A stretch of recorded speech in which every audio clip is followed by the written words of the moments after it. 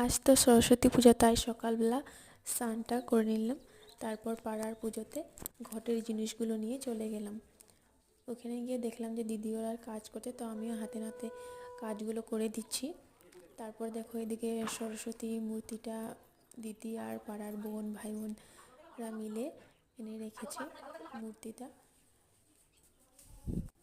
মূর্তিটা দেখো অনেকটা সুন্দর হয়েছে। এদিকে সব ব্রাহ্মণও এসে গেছে, এখন পুজোটা শুরু করবে। ব্রাহ্মণের যা যা লাগবে সব বোনটাই সব ঠিকঠাক করে দিয়েছিল। এক এক করে সব ছেলে মেয়েরা সে অঞ্জলি দেওয়ার জন্য রেডি হয়ে বসে আছে। এদিকে ঠাকুমা দাঁড়িয়ে আছে। এখন যজ্ঞ শুরু হবে। অঞ্জলি নেওয়ার জন্য আমরা সবাই বসে গেছি। আমি এদিকে বসে গেছি অঞ্জলি দেবে বলে।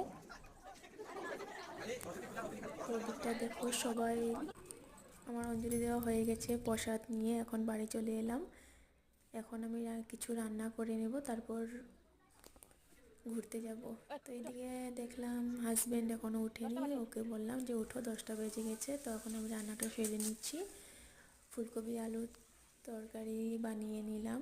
তারপর এদিকে দেখো হাজব্যান্ড বাইক ধরছে। বাইকটা খুব নোংরা হয়ে গেছিলো, তাই তো আমি এখন রান্নাটা সেরে এখন মুখে একটু স্ক্রাব করে নিচ্ছি। স্ক্রাবটা করতে হবে কারণ ফেসটা আমার অনেকটাই ড্যামেজ হয়ে গেছিলো, তাই ভাবলাম একটু স্ক্রাবটা করে নিই, তারপরে যাব। স্ক্রাবটা আমি অল্প দিন লাগিয়ে নিয়েছি, এখন আমরা ধুয়ে নিচ্ছি। দেখো স্কিনটা কত। এখন আমি এই শাড়িটা পরবো, আজকে শাড়িটা পরে নিলাম। তো এদিকে দেখো হাজব্যান্ডকেও দেখলাম। এখন আমরা বেরিয়ে পড়লাম বাইকে অনেকটাই হাওয়া মেরেছে। এখন আমি দিগ্বয় এসেছি। এদিকে দিগ্বয় পার্কে তো অনেক অনেক মানে অনেকই ভিড়, কি বলবো। আমি চলে যাচ্ছি, তারপর আমি এখানে চলে যাচ্ছি। অনেক ভিড় ছিল আজকে, কি বলবো আর বলার মতো না। আর এখানে দেখো দুটো পান্ডা।